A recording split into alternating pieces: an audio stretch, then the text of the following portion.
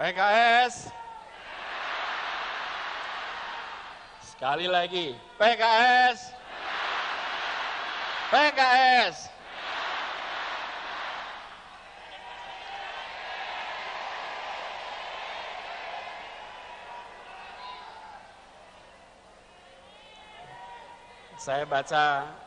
Saya baca pantun dulu boleh?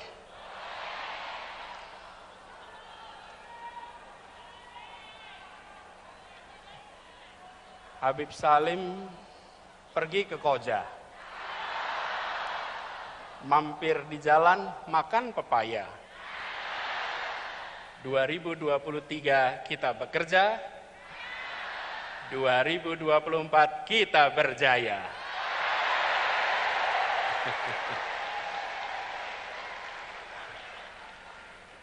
Lagi pantunnya?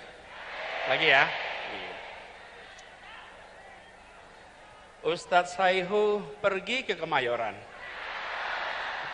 Pulangnya muter mampir ke Kemang. Bersama dengan koalisi perubahan, biiznillah kita pasti menang.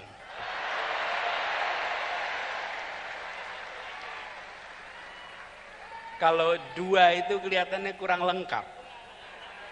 Ini koalisi bertiga, pesannya 3, 2 tambah 1 sama dengan 3. Satu lagi. Habib Abu Bakar pergi ke Tambun. Pulangnya lewat hutan kayu. Untuk PKS yang sedang ulang tahun, Happy Milad to you.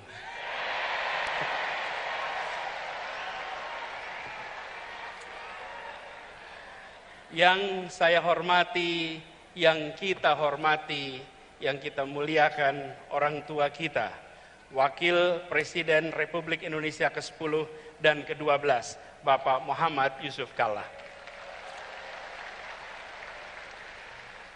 Tadi pidato Pak JK di PKS, sepertinya Pak JK sedang pidato di rumah sendiri, Pak JK.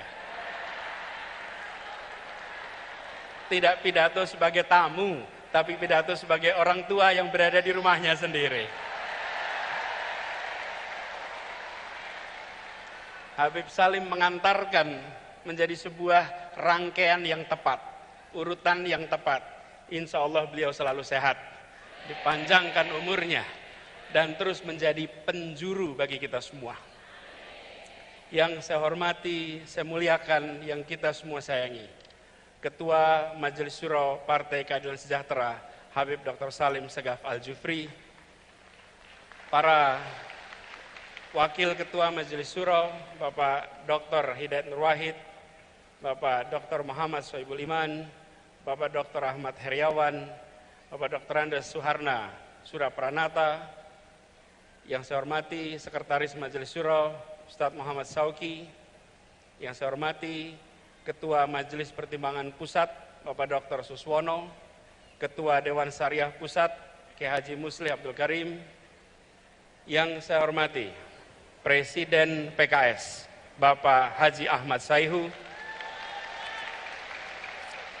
yang saya hormati Sekjen PKS, Habib Abu Bakar Al-Habsyi, yang saya hormati Bendahara Umum PKS, Bapak Haji Mahfud Abdurrahman, yang saya hormati Ketua Mahkamah Partai, Kiai Haji Surahman Hidayat, Ketua Fraksi PKS, Bapak Dr. Jazuli Juwaini, dan seluruh anggota DPR RI dari PKS. Yang saya hormati Ketua Fraksi PKS, Bapak Insinyur Tifatul Sembiring, beserta para anggota MPR PKS dan Ketua Dewan Penasehat, Ketua Dewan Pakar, Profesor Dr. Iwan Prayitno bersama anggota. Yang saya hormati, yang saya banggakan, Ketua Umum Partai Demokrat, Bapak Mas Agus Harimurti Yudhoyono, Pak Sekjen beserta keluarga besar Partai Demokrat yang hadir di sini, boleh beri tepuk tangan kepada mereka. Yang saya hormati, perwakilan pimpinan Partai Nasdem, Bapak Ahmad Ali yang tadi bersama kita. Yang saya hormati juga Ketua DPR RI yang dalam hal ini diwakili oleh Dr. Ahmad Basarah, para kepala daerah dan wakil kepala daerah PKS dari seluruh Indonesia yang hadir bersama kita, para ketua bidang dan badan DPP PKS, para wakil sekjen, wakil bendum, dan seluruh staf, kantor kepala staf, presiden, para ketua MPW, ketua DSW, ketua DPW, para pengurus, struktur anggota dan simpatisan PKS, dan seluruh keluarga besar PKS, para ketua dan anggota unit pembinaan, para tamu undangan, hadirin saudara-saudara sekalian sebangsa setanah air. Assalamualaikum warahmatullahi wabarakatuh.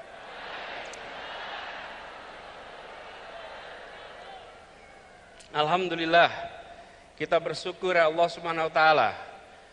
Di sore yang cerah ini kita diberikan kesempatan untuk bersama-sama memperingati 21 tahun perjalanan PKS yang perjalanannya tadi diungkapkan berkali-kali. PKS telah menjadi salah satu partai yang bisa dijadikan teladan dalam berdemokrasi. PKS konsisten bahwa berdemokrasi memiliki dua peran. Ada masa berperan di dalam pemerintahan dan ada masa berperan di luar pemerintahan. PKS menjalankan itu dengan konsisten. Karena itulah ini bisa menjadi contoh. 21 tahun adalah masa yang pendek untuk usia sebuah organisasi. Masih panjang perjalanan ke depan. Mempesona ditulis hari ini itu penting. Tapi mempesona ketika ditulis para sejarawan itu jauh lebih penting.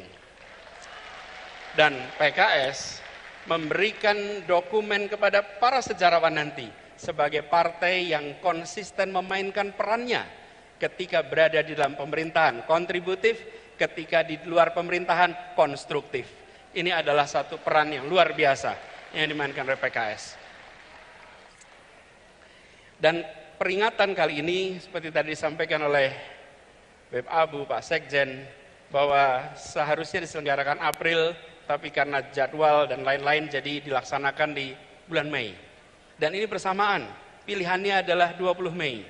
20 Mei ini bersamaan dengan 115 tahun momen kebangkitan nasional. Karena itu, di dalam kesempatan ini, izinkan kita juga menengok pada perjalanan bangsa. Bahwa momen kebangkitan nasional 115 tahun yang lalu adalah momen di mana kita bangkit. Perlawanan yang dulu lokal, yang dulu fisik, menjadi perjuangan yang terkoordinir dengan kekuatan intelektual, dengan kekuatan politis, dan memiliki identitas kebangsaan yang kuat. Momen kebangkitan nasional adalah awal dari perjuangan menuju kemerdekaan. 37 tahun kemudian kita meraih kemerdekaan. Dan ini adalah kesempatan hari ini untuk kita reflektif. Ketika kita bergerak ke depan di hari kebangkitan nasional, kita harus ingat bahwa kita pernah bangkit, tapi tidak ada jaminan bahwa bangkit itu artinya terus-menerus menjadi kuat. Bangsa-bangsa di seluruh dunia, ada masa mereka bangkit, membesar, ada masa mereka bangkit, pelan-pelan turun, bahkan gagal di berbagai tempat di seluruh dunia. Karena itu momen ini di saat ulang tahun PKS bersamaan dengan momen kebangkitan nasional, mari kita tengok bangsa ini harus bisa bangkit lebih kuat sambil kita lihat pelajaran dari bangsa-bangsa di seluruh dunia. Ribuan tahun sejarah sudah mencatat bangsa yang bangkit dan bangsa yang kemudian negara yang hilang. Ada sebuah buku berjudul Why Nations Fail, Mengapa Negara Gagal. Studi ini bukan studi teoritis, studi ini adalah mengumpulkan berbagai peristiwa, mengambil hikmahnya, apa yang harus kita perhatikan supaya kita terus bisa bangkit ke depan. Dan di antara tanda-tanda mengapa gagal, mengapa kemunduran adalah dua unsur utama.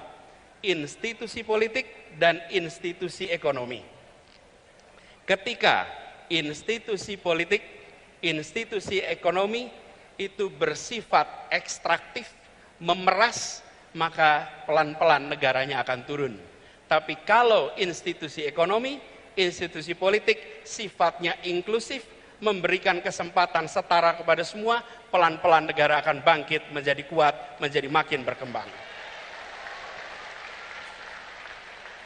Apakah institusi politik dan ekonomi yang bersifat memeras, menyingkirkan, atau bersifat inklusif, memberikan kesempatan pada semua? Coba kita lihat satu-satu. Kita lihat institusi politik. Apa bedanya negara dengan institusi politik yang bersifat memeras, ekstraktif, menyingkirkan, dan yang bersifat inklusif atau melayani semua? Negara dengan institusi politik bersifat memeras, menyingkirkan, cenderung mengkonsolidasikan kekuatan, kewenangan pada satu pemimpin, pada satu grup, pada satu kelompok. Kekuasaannya tidak disebar dan dibagikan kepada semua. Negara dengan institusi politik yang memeras, menyingkirkan, memberikan kesempatan partisipasi yang terbatas, partisipasi yang terkendali. Bahkan mereka-mereka yang berbeda pikiran politiknya sering dipinggirkan dari arena. Negara dengan institusi politik yang memeras, menyingkirkan ini sering tidak mengindahkan etika, sering tidak mengindahkan aturan hukum. Bahkan peraturan bisa ditekak-tekuk, bisa diterapkan setelah tebang pilih, dan seringkali dibuat hanya untuk menguntungkan mereka yang sedang berada di dalam lingkar kekuasaan. Mudah-mudahan tanda-tanda seperti ini tidak ada di negeri kita. Ada apa tidak? Ada yang merasakan? Jangan sampai ada. Karena itu tanda-tanda bukan menuju kesuksesan. Dan sebaliknya, negara dengan institusi politik yang bersifat melayani semua, yang menjunjung tinggi pilar demokrasi, yang memberikan kewenangan kepada cabang-cabang pemerintahan agar saling mengawasi, saling menyeimbangkan. Negara yang seperti ini akan kita saksikan tanpa konflik kepentingan. Misalnya, yang seperti ini tidak ada market player yang sekaligus regulator. Kalau pedagang, pedagang saja. Jangan pedagang sekaligus pejabat, sekaligus pembuat aturan. Apalagi membuat aturan yang terkait perdagangan yang dibuatnya. Dan juga tidak kemudian serba rangkap jabatan, apalagi rangkap jabatan yang bertumpuk-tumpuk. Juga memastikan meritokrasi berjalan dalam pemerintahan, bukan memberikan keistimewaan pada keluarga. Negara dengan institusi politik yang melayani ini cenderung menjunjung tinggi tegaknya rule of law, sehingga yang dilakukan adalah memperkuat cabang-cabang hukum agar independen, agar terbebas dari intervensi politik, agar transparan dalam setiap pengambilan keputusan. Dan kalau kita saksikan, ini yang harus kita perkuat di Republik ini. Yang terakhir, negara dengan institusi politik yang inklusif, yang melayani, akan menjunjung tinggi kesempatan warga untuk menyuarakan pandangannya, pikirannya, aspirasinya, tanpa sedikit pun ada rasa takut. Negara yang inklusif adalah negara yang tidak baperan. Negara yang membuka ruang kepada kritik. Negara atau pemerintah memiliki kekuatan aparat, memiliki kekuatan anggaran, memiliki kekuatan media, memiliki bahkan kekuatan senjata. Yang dimiliki oleh rakyat adalah gagasan, aspirasi, dan kata-kata. Jangan sampai satu hal yang dimiliki oleh rakyat, kata-kata, itu pun dilarang untuk diartikulasikan. Izinkan kata-kata rakyat bisa muncul ke permukaan. Karena itu bila saat ini ada pasal-pasal yang dikenakan kepada mereka yang mengungkapkan pendapat, maka ke depan kita perlu justru pasal-pasal dalam undang-undang kita, dalam peraturan kita, yang secara tegas dan eksplisit melarang persekusi atas kebebasan berpendapat. Jadi saya juga mengalami ketika tugas di Jakarta. Ketika berada di pemerintahan, maka kita menjadi kotak pos alamat keluhan dan kritik. Dan itu harus diterima sebagai it comes with the job. Ini adalah bagian dari pekerjaan. Tidak perlu dituntut, tidak perlu diprosekusi, dan itu juga yang telah kita sama-sama laksanakan di Jakarta. Tidak ada satupun yang dilaporkan dan diprosekusi. Hal lain adalah terkait dengan institusi ekonominya. Negara dengan institusi ekonomi yang bersifat ekstraktif atau memeras, cenderung membatasi akses, membatasi kesempatan ekonomi, dan sumber daya finansial hanya kepada sebagian kalangan. Mereka yang berada dalam lingkar kekuasaan saja, mereka yang dekat lingkar kekuasaan saja. Sementara mereka yang jauh, mereka yang tidak bersama, tidak mendapatkannya. Ini harus kita hindari. Harus dihadirkan transparansi dan pengawasan atas penyalahgunaan kekuasaan seperti ini. Dan tentu saja negara dengan institusi ekonomi yang bersifat melayani semua, sifatnya inklusif, adalah yang memberikan kesempatan terbuka, kesempatan yang lebar kepada semuanya. Dan langkah-langkah yang kita lakukan untuk menghadirkan ini adalah memastikan bahwa yang kecil bisa menjadi besar tanpa mengecilkan yang besar. Semangatnya adalah seperti tadi disampaikan, bahwa membesarkan yang kecil tanpa mengecilkan yang besar. Jadi bukan hanya bersifat ekstraktif, memberikan kesempatan pada yang besar untuk makin besar, tapi harus memastikan bahwa semua dapat kesempatan yang sama. Dan negara dengan institusi ekonomi yang bersifat ekstraktif ini cenderung abai pada pengembangan pelayanan publik dan pembangunan infrastruktur. Sebaliknya, yang inklusif cenderung untuk melayani semua. Kalau kita bicara infrastruktur, tadi sudah disampaikan juga, alhamdulillah kita lihat banyak pembangunan infrastruktur besar di zaman pemerintahan sekarang ini.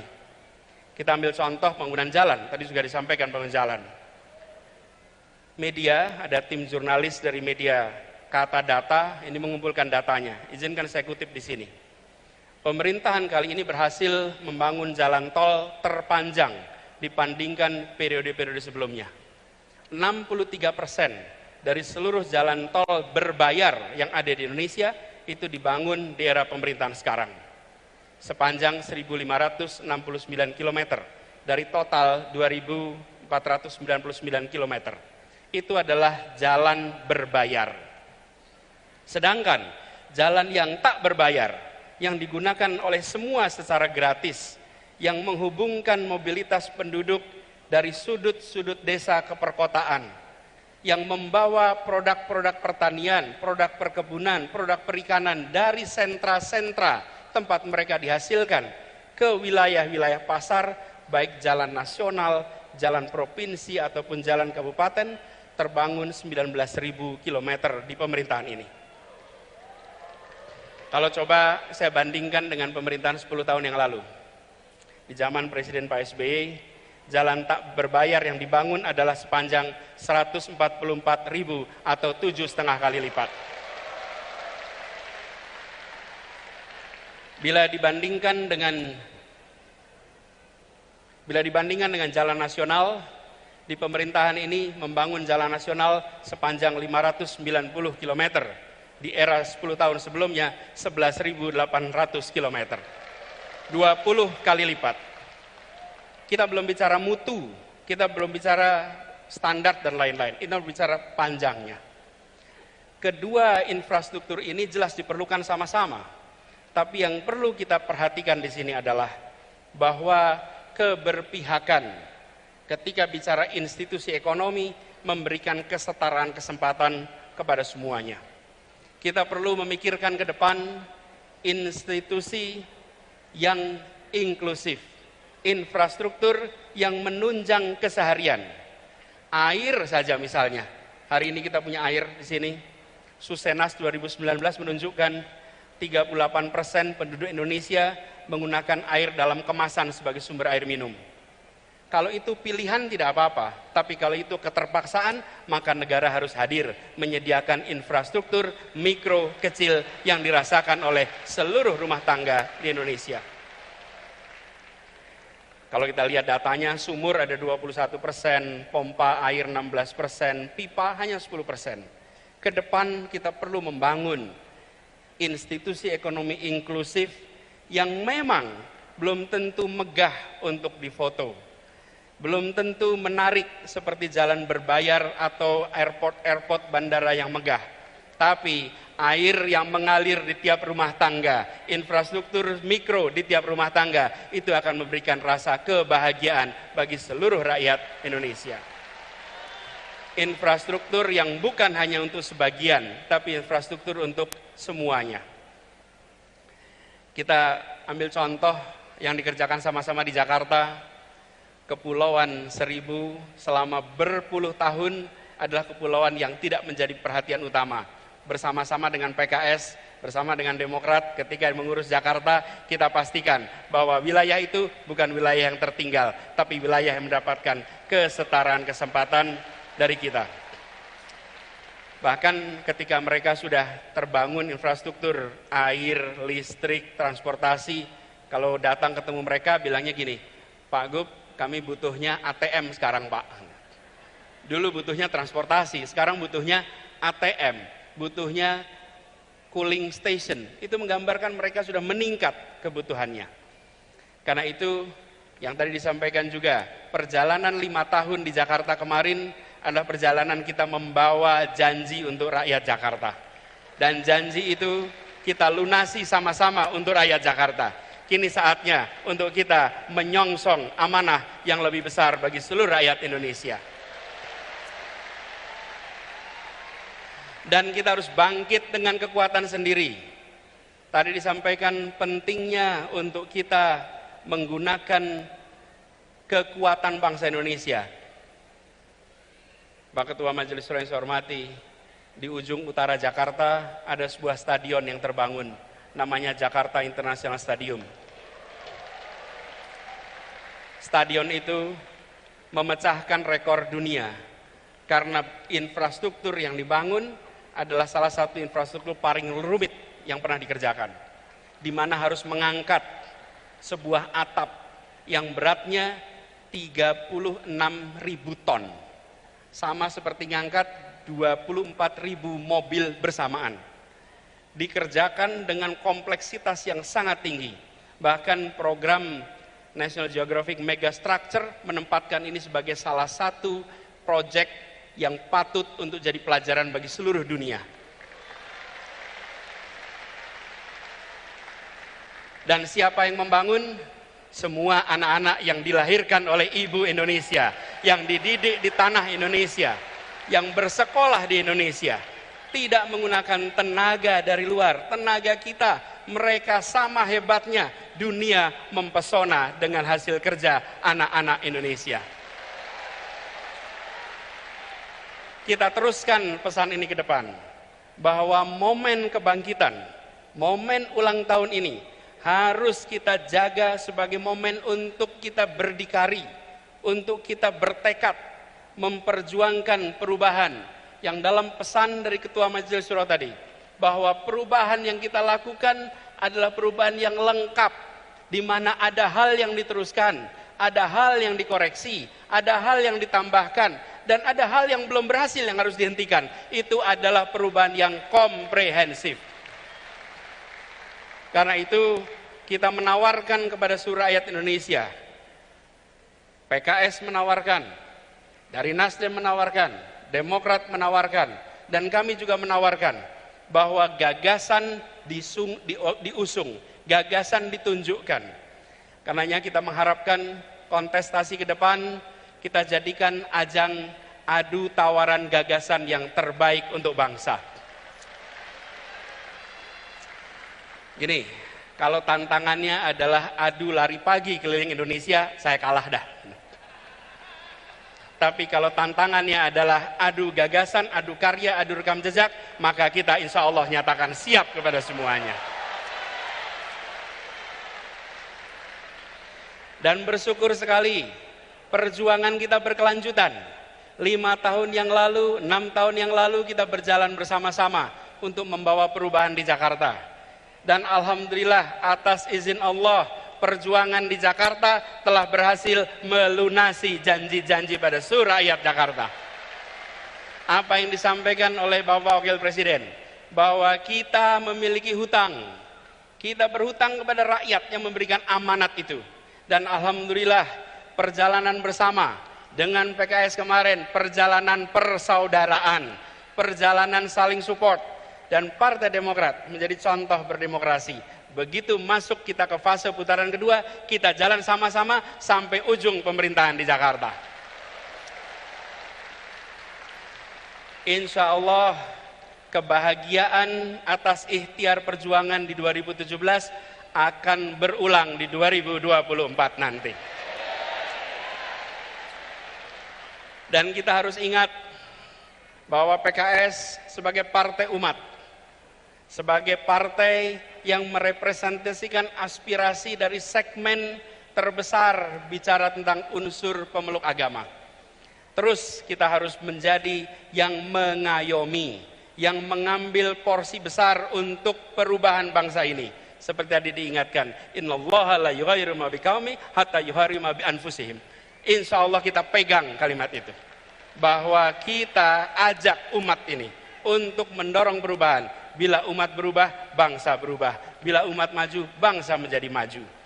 Sebarkan semangat ini, sebarkan ketulusan, dan dipesankan tadi oleh Ketua Majelis Syuro, jaga keikhlasan. Insya Allah kita selalu dekatkan dengan keikhlasan. Bapak Ibu sekalian yang saya hormati, izinkan saya mengakhiri apa yang menjadi kewajiban bagi kami untuk menyampaikan pesan kebangkitan, pesan ulang tahun PKS dengan mengirimkan harapan kepada semua. Mari kita jaga perjalanan ke depan dengan menjaga persatuan, menjaga suasana kebersamaan. Persatuan Indonesia, tadi digarisbawahi, tidak mungkin bisa terjadi dalam ketimpangan. Persatuan Indonesia hanya bisa dijaga dalam suasana keadilan dan kesetaraan. Dengan keadilan kita punya persatuan, dengan kesetaraan kita punya persatuan. Mari kita pulang dari peringatan 21 tahun PKS, 115 tahun kebangkitan nasional dengan membawa pesan, kami hadir untuk menghadirkan keadilan sosial bagi seluruh rakyat Indonesia. Kami hadir untuk memastikan ada kesejahteraan bagi semua. Kami hadir untuk memastikan muncul persatuan bagi semuanya. Izinkan kami menutup dengan sebuah pantun. Pantun ya. Bangkit serempak satu tujuan. Mantapkan cita perjuangan bersama. Mari bersatu ciptakan perubahan. Wujudkan keadilan Indonesia sejahtera.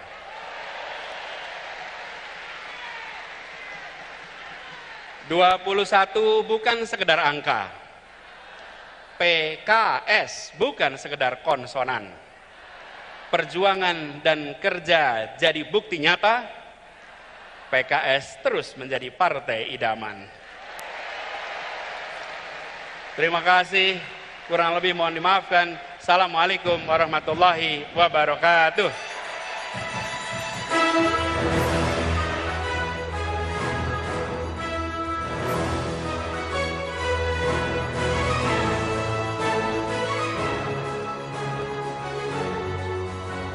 Dalam semangat, rasa syukur, dan persatuan hati, marilah kita bersama